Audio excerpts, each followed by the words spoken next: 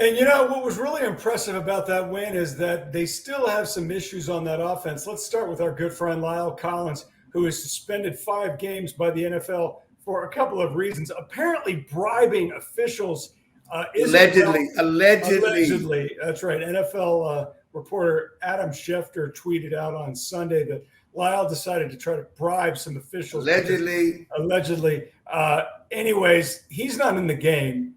An undrafted rookie free agent from last season who really looked in over his head, and Terrence Steele is playing for him. And Clarence, the last 2 weeks, their offensive line, not perfect. Tyler Biotic at center is no Travis Frederick, even though they went to the same school. Their offensive line has looked pretty good, even with a guy like Terrence Steele in there, who looks like he has gotten a lot better from last year to this year. Let's call it what it is. Kellen Moore's in a zone right Oh, now. the zone. That's right. He's hot. That's right. He is hot. He's in the zone calling plays.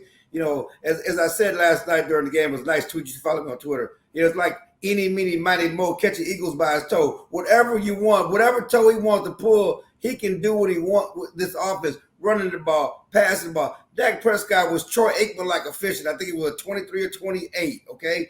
Again, Dak Prescott may be playing the best football of his career. He told us last year, coming back from the ankle injury, they would come back better than ever, and by all accounts, he has. We got all hot and bothered about the 58 passes and the 403 yards in the season opener last 2 games. Troy Aikman-like efficiency. I think he missed 4 passes last week, maybe 5 passes this week. And just on the mark, controlling the offense with the run, with the pass.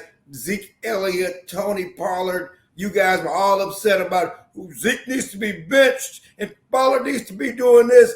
They run them both, and they both have had a monster effort on the ground the past 2 games. Zeke should have had 100 last night. The Cowboys left him hanging 17 carries for 95 yards. Get that man his 100 yards. It's not about the stats, Clarence. These guys don't care about statistics. You and I both know that. I've covered Dak Prescott's entire career since he was drafted in the 4th round out of Mississippi State. We've seen him progress. We've seen him dip. Seen him go through a catastrophic injury like he did almost 1 year ago to the date. I asked him last night because I think this is the best he's ever played. Even though last season, before he got hurt, he was putting up stratospheric statistics. And Mike McCarthy said it. One of the reasons is that the Cowboys fell behind and they got into track meets against the Browns, against the Falcons, and some other teams. But Clarence, I'll go a step further. I think he's playing better right now than I think even when I saw some of Tony Romo's best stretches of his career. You mentioned it. We're seeing America's Next Great Quarterback. I mean, you were author of that book. I am. It's a fine book. It's still available on MacAngle.com. I can get you a copy if you ask me nicely, or you just pay me either book, one. Okay. But I do. You mentioned it, that Aikman's efficiency and Dak's efficiency these last 2 weeks, he's been nearly perfect. And if you want to say Kellen Moore, all this stuff goes hand in hand. Can you think of a stretch of games where Dak Prescott has looked any better than he has in these first 3 games of the season? No, I mean, listen, that's why people get lost in numbers. I always tell people, stop getting caught up in numbers. He was good. You do that until you want to use numbers, but go ahead. No.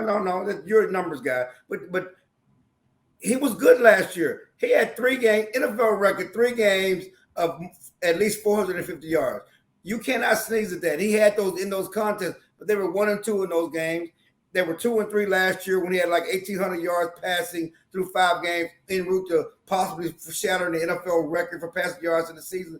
That's heady stuff. You're talking about Peyton Manning and type stuff. Those are numbers you want to put up. But it was how they had to do it in those games. There were shootouts. They were behind. They had turnovers. That wasn't no fault of Dax. It wasn't that he was playing great in those games. But now, because the defense plays better and is playing better, you're not in those shootouts. They're not turning the ball over. They are controlling the game. And one reason why they're controlling the game is because Dak is controlling the game.